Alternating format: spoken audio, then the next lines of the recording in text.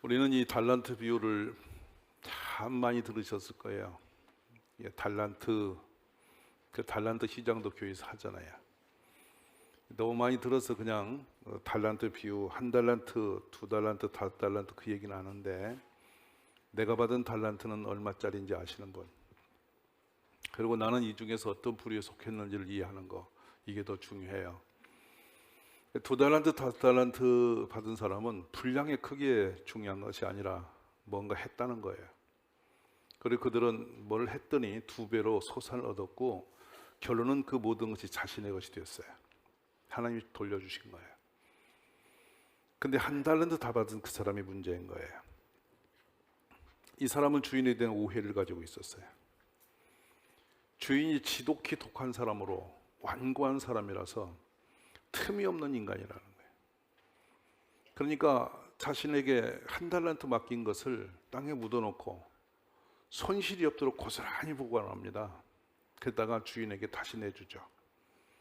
근데 뜻밖에도 주인은 악하고 게으른 종이라고 책망을 하시면서 한 달란트를 압수합니다.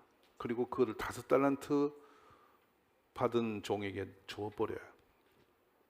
그리고 이 한 달란트 묻어둔 종을 어두운 곳에 쫓아내버립니다. 그러자 그는 슬퍼서 이를 갈면서 울고 있다. 결론이에요. 우리는 문득 이 말씀을 왜 예수님이 이렇게 비유를 하셨을까라는 거예요. 근데 주심에 좀 더 세밀하게 들어가면 마구잡이 주신 게 아니라 재능대로 주셨다. 우리 사람들은 각자 능력이 있음을 얘기하시는 거예요. 자신의 선호도, 자신의 필요성, 자신의 자신감, 다양한 달란트를 가지고 우리는 살고 있어요. 어떤 분은 악기를 잘 다룰 수도 있고, 어떤 분은 대인적 관계가 원만한 사람이 있을 수 있고, 어떤 사람은 몸으로 봉사하는 일을 할 수도 있고요. 때로는 남들이 보지 못하는 걸 보아서 섬세한 것을 챙기는 사람도 있어요. 종종 이렇게 병원 같은 데 신방을 같이 가보면은 그냥 급히 갔는데도 어떤 분은 반드시 백에서 뭐를 꺼내요. 그리고 마음에 감동적으로 선물을 줍니다. 이거 드시고 힘내세요. 가는 것도 귀한데 그걸 하나 더 챙기는 분이 있단 말이에요. 그 달란트예요. 일반적인 사람은 그걸 머리에 써도 고달프고 잘 못해요. 근데 그분은 자연스럽게 그렇게 되어버려요. 같이 길거리 전도를 가도 남달라요. 오늘 아침에도 우리 아이 하나가 어딘가를 갔다 온 모양인데 저한테 엽서 하나를 선물을 주고 지금 갔거든요, 여기에. 근데 그 아이는 그걸 보는 눈이 있는 거죠. 그리고 그 놀러 간 곳에서 목사에게 줄 선물을 챙겨온 거란 말이에요. 초등학생인데 대단한 거예요. 그것도 그 아이의 달란트예요. 여러분 가운데 다 많은 것을 달란트로 주시는데 그것을 주님이 뭐라고 하냐면 맡기십니다 이렇게 얘기해요. 우리의 생명도 주님이 이 땅에 유지할 수 있도록 생명의 그 기간도 맡기신 거예요. 삶의 위치 정향이 전부 하나님 맡기신 것이에요. 근데 문제는 어느 날 계산하시러 오신다. 19절이에요. 근데 그 시간이 부족함이 안 왔어요. 오랜 후 넉넉한 시간을 주셨다는 거예요. 주신 달란트를 가지고 활용할 수 있는 시간이 충분히 우리에게 주어져 있다는 거예요. 근데 그간 동안에 우리는 그것을 가지고 뭐 했느냐는 것을 어느 날 오셔서 따지시는 거예요. 계산하시는 거예요. 그랬더니 18절에 보면 한 달란트 받은 사람이 가서 땅을 파고 그 주인의 돈을 감추어 두었다 이렇게 되어 있어요. 주인이 불시 와서 결산하는데 당황하죠. 우리는 이 부분을 보면서 바로 앞전에 나와 있는 성경 본문 25장 바로 앞에 나와 있는 한 비유를 느끼게 돼요. 거기는 10명의 처녀가 나와요. 10처녀 중에 모두가 동등한 목적을 가지고 지금 모여 있습니다. 그리고 그들 손에는 등이 들려 있었어요. 그 모인 이유는 각자 혼인잔치를 준비해서 신랑이 지금 오고 있는 거예요. 유대인의 혼인잔치는 신랑이 신부집으로 이렇게 가서 혼인잔치가 극대화되는데, 먼저 신부집에 가기 전에 신랑이 자신의 가족과 이웃을 불러서 자기 집에서 잔치를 열어요. 근데 이 잔치가 하루가 될 수 있고 일주일이 될 수도 있어요. 소식이 어려운 시절이니까 신부 집에서는 신랑이 오는 때를 그냥 무한 기다리면서 또 잔치를 준비하고 있어요. 근데 신랑이 그럼 어느 때 신부 집에 가느냐? 이 잔치에서 가장 흥이 고조됐을 때 최고로 기분이 좋고 아주 파티가 최상에 이르렀을 때 가자, 신랑이 그러면 우 가는 겁니다. 얼마나 멋있었겠어요. 10명의 신부는 지금 그렇게 신랑이 들이닥칠 것을 준비하면서 등을 들고 기다립니다. 근데 오지 않으니까 다 잤어요. 졸았어요. 근데 그 10처녀를 예수님의 비유로 두 종류로 갈릅니다. 5처녀는 미련하고 어리석은 처녀들, 5처녀는 슬기로운 처녀들, 이렇게 표현해요. 슬기로운 처녀들은 그 등을, 빈 등을 갖지 않고 거기다 기름을 가득 채워서 들고 있고요. 어리석고 미련한 처녀 5은 빈 등을 들고, 등을 주었으니 등을 갖고 가서 기다리고 있었죠. 그 등은 뭐 하는데 소용되는 등이냐면, 이제 결혼식이 되는데 주로 그들은 밤에 결혼식을 많이 한단 말입니다. 근데 밤에 결혼식을 할 때 반드시 등이 있어야 혼인 잔치가 시작이 될 수 있어요. 손에 든 것 등, 그냥 빈 등 들고 있는 5명을 단순하게 어리석은 자, 미련한 자라고 표현하죠. 우리가 아무리 이 진행교수가 안 좋아도 등을 받았으면 언제 밤에 파티가 있을 터니 기름을 넣는 것이 옳은 겁니까? 안 옳은 겁니까? 여러분 같으면. 근데 우리가 그 사람들을 지금 이렇게 볼 때는 참 어리석고 미련해져. 왜냐하면 등을 받았으면 기름을 채워 있어야지. 맞아요, 안 맞아요? 근데 이 5명이 그냥 빈 등을 갖고 있는 겁니다. 기름 조금 있는 거 들고.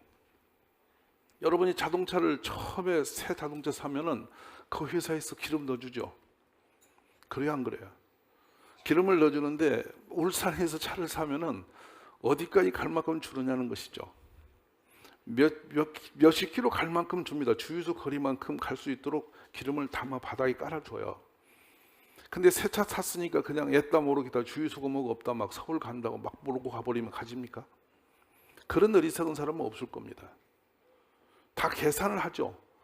어떻게 예비해서 뭘 해야 된다는 다 계산 내서 주유소 가서 기름 넣고 자동차 이상용 확인하고 운전하기 시작할 거예요. 지금 이 5처녀도 그런 현장이죠.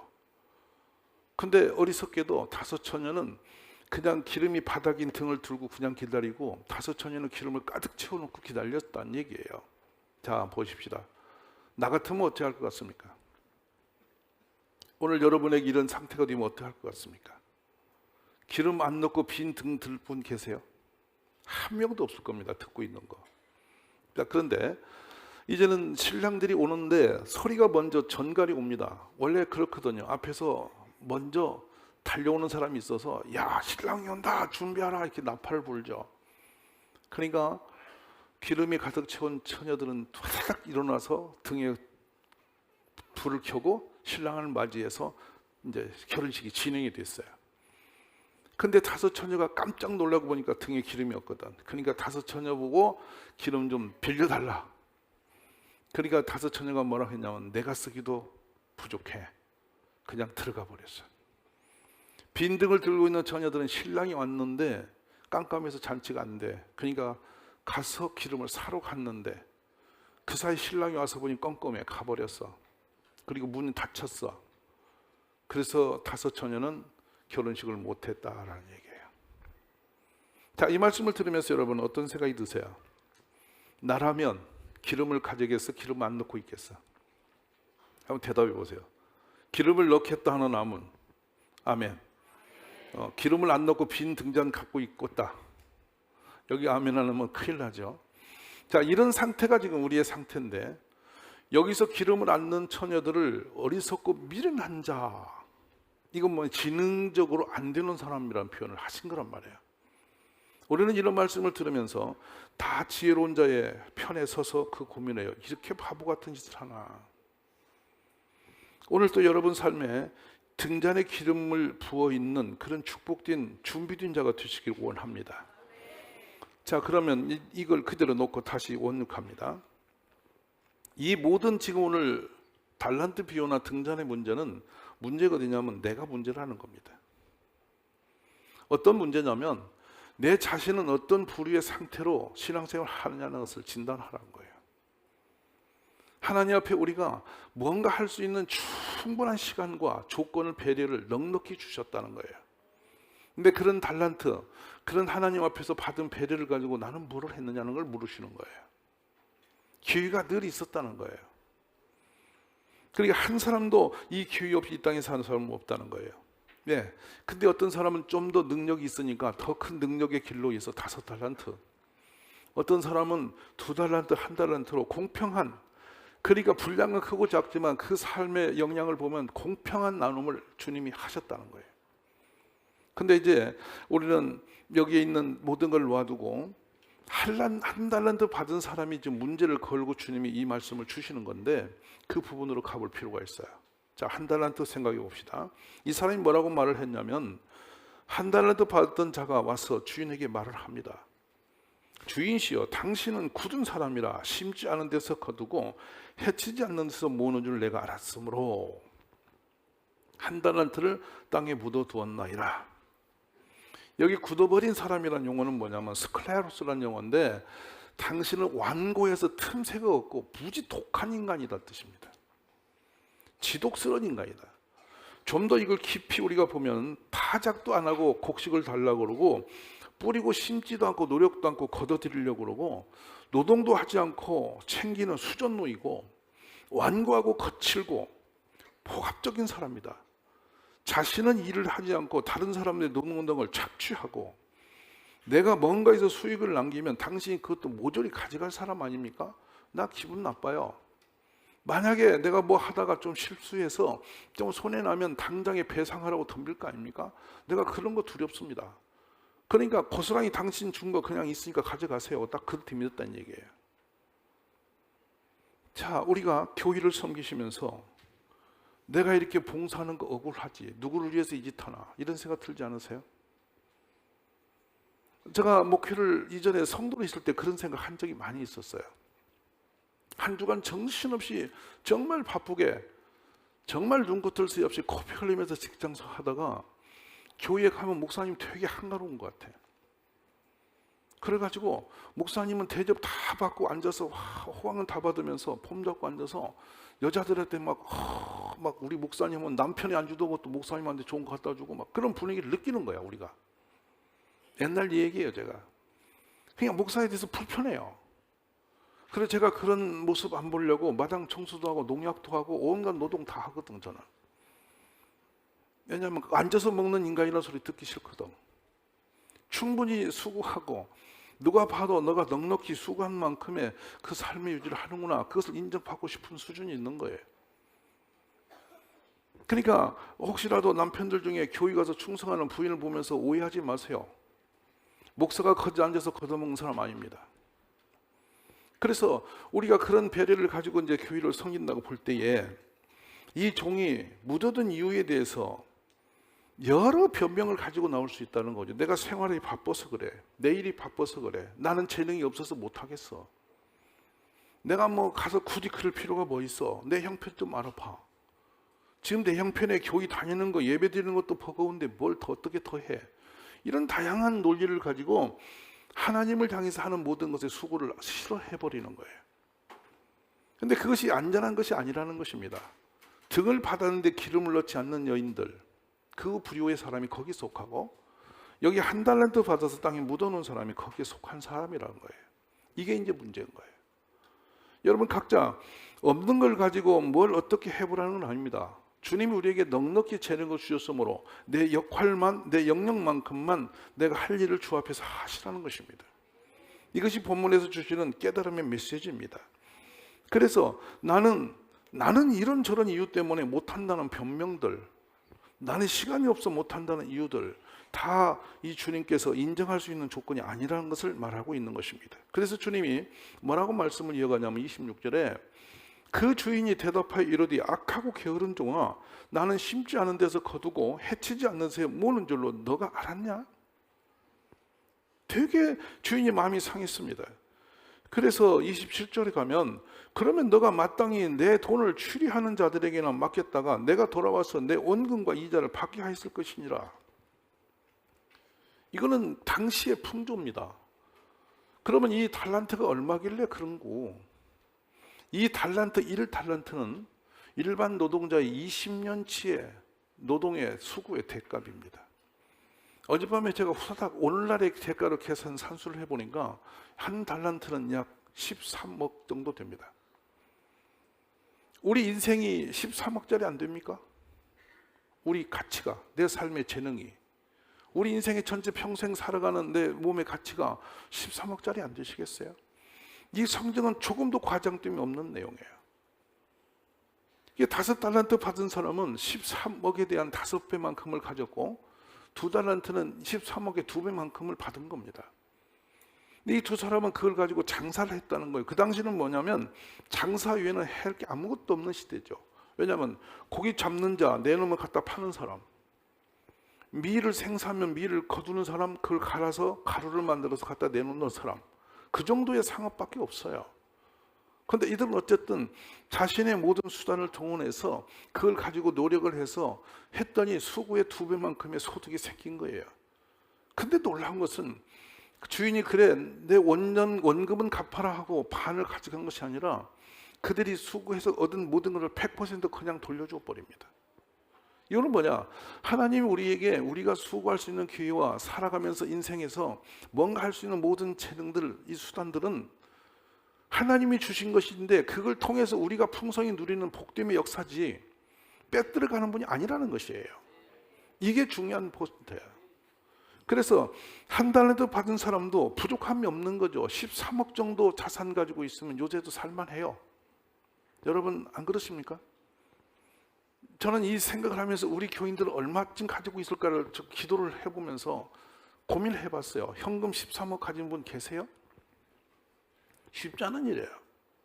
근데 이거를 내 삶의 전체 영역으로 갖다 붙여놓으면 이보다 훨씬 많은 걸 받은 것은 선명합니다. 우리는 현금 13억보다 훨씬 크고 놀라운 것들을 하나님께 받은 사람들이죠. 그런데 이 내 모든 삶의 영역을 통해서 그동안 나는 얼마나 하나님 보시기에 온전한 일을 얼마나 많이 했을까라는 것입니다. 자, 저는 여기에서 하나님이 처음 우리에게 이 세상의 모든 걸 지으시고 인간을 창조하신 다음에 우리 인생의 목적을 주신 적이 있습니다. 하나님이 말씀하십니다. 우리의 형상을 따라서 우리의 모양대로 우리가 사람을 만들고 그들로 바다와 물고기와 하늘의 새와 가축과 온 땅과 땅에 기는 모든 것을 다스리게 하자. 우리에게는 세상을 다스릴 수 있는 축복을, 권한을 주셨다는 것이에요. 이것이 호의 역사입니다. 이 다스림의 권세로 대통령이 국가를 다스리는 거예요. 이 다스림의 권세로 우리가 가정을 다스리고 우리 이 다스림의 권세가 있는 큰 사이즈만큼 영향만큼 영향을 많이 미치는 거예요. 여러분은 이 다스림이 얼마나 영역이 광폭한지 모르시죠? 자신도 다스려야 돼요, 본인이. 아멘이세요? 내 가정도 내가 다스려야 안전해요. 어디를 가든지 회사에 가면 회사를 다스릴 수 있어야 돼요. 이 다스린다는 영어를 다시 바꾸면은 통치하다는 뜻입니다. 이 통치력이 흔들리면 그대로 무너지죠. 여러분 가정은 안전하십니까?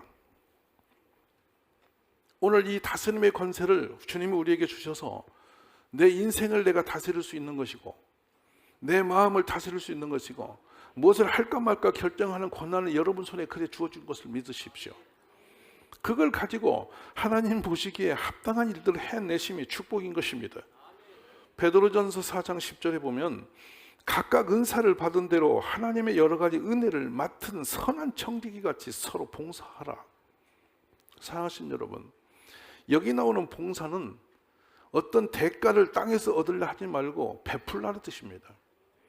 교회가 오늘날 길에 서서 소리를 높이고 힘을 자랑하는 것 결코 선한 일이 아닙니다, 여러분.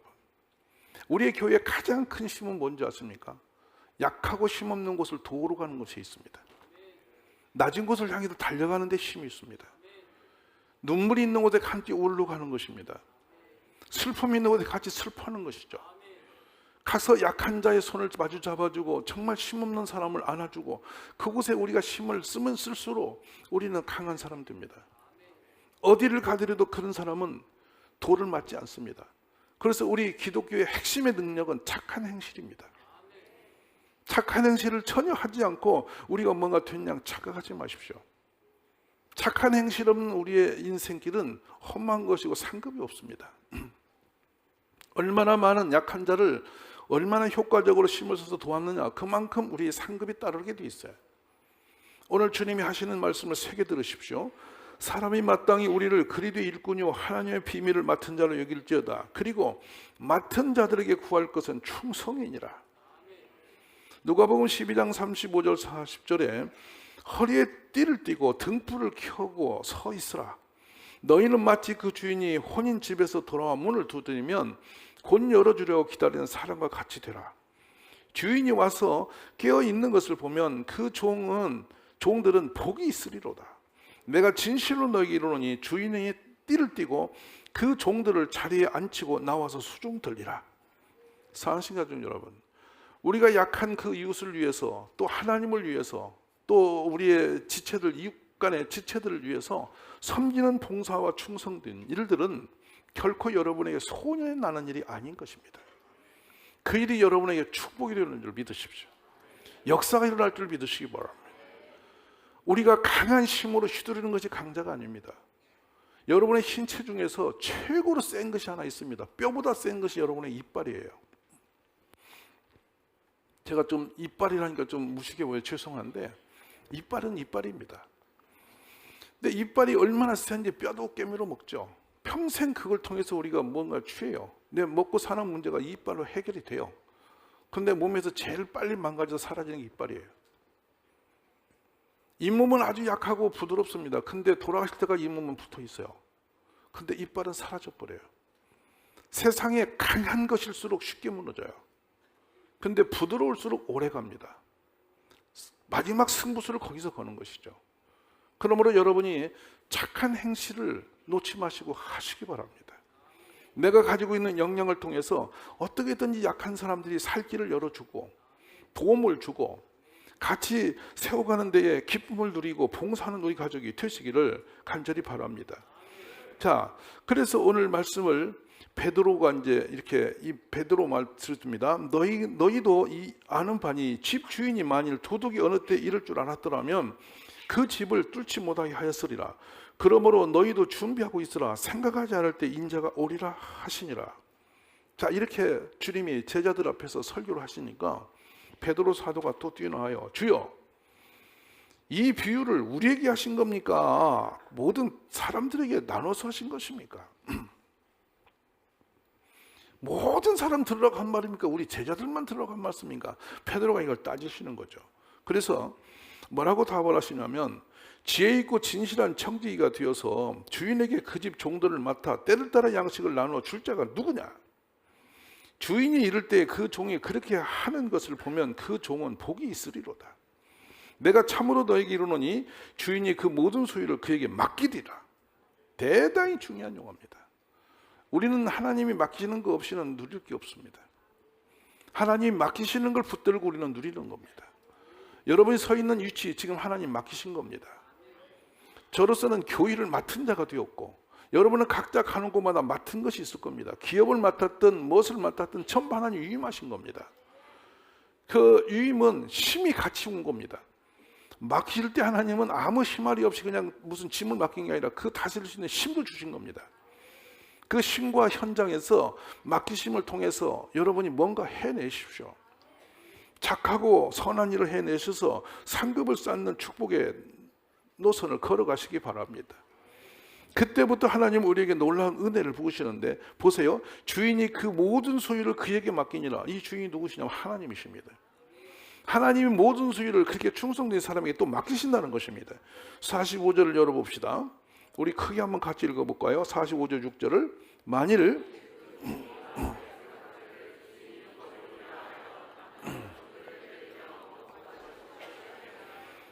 생각하지 않은 날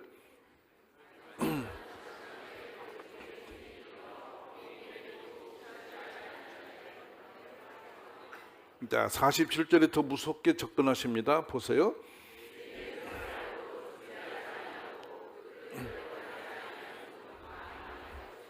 그래서 맞을 것이라는 것은 하나님의 심판이 극히 힘들 것이라는 것입니다. 어느 날 맡기신 걸 가지고 영부영 아무것도 않고 그냥 게으름 피거나 오해를 하면서 여러 가지 핑계를 대면서 숨어버리면 훗날에 크게 고통스러운 일이 올 거라는 것을 말씀해요. 두렵지 않습니까? 자, 48절 봅시다.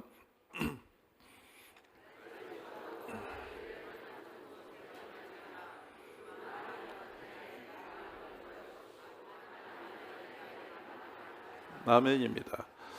여러분이 공부를 많이 했거나 어떤 위치가 참 힘 있는 곳에 위치가 계실수록 많은 걸 맡은 분입니다.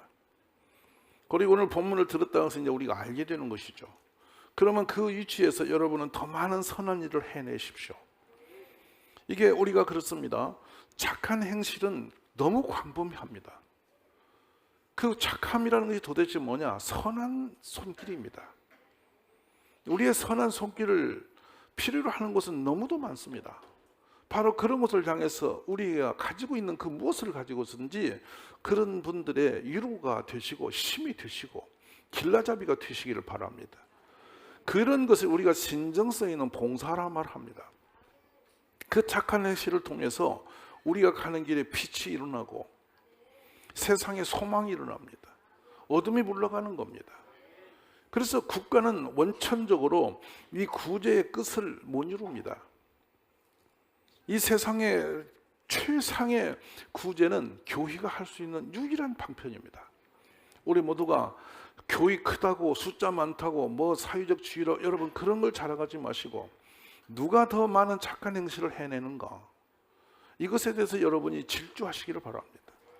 이 만가을에 한 해 동안 착한 행실을 얼마나 했는지 얼마나 나는 주님이 원하시는 봉사의 사명들을 감당해냈는지 이걸 돌이켜 보시기를 바랍니다.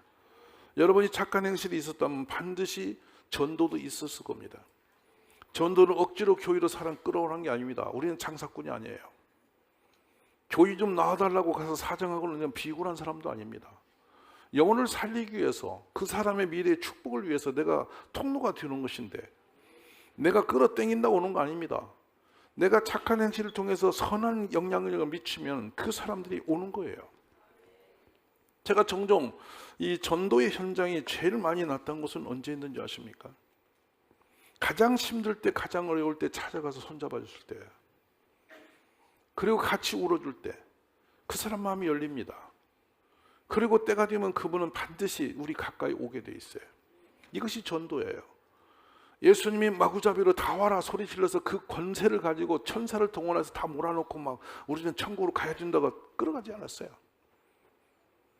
눈먼 자, 안진뱅이 된 자, 가난한 자, 귀신 들러서 정신이 없는 사람들, 세상이 소유되어서 문둥병으로 저 밖으로 초침을 당해서 가족마저도 같이 살 수 없다고 내쫓아버린 사람들, 그들을 찾아가서 눈먼 자의 그 저주를 떨기 위해서 직접 눈을 손으로 만져주시고 나병 환자들의 그 진물이 나는 몸을 만져주시고 안진뱅이 된 자에게 손을 내밀어 그 손을 잡아주시고 정말 슬픔이 있는 자들을 주님은 찾아가서 만지시면서 내가 천국 복음자라는 것, 이것이 구원이라는 것을 보여주신 것이죠.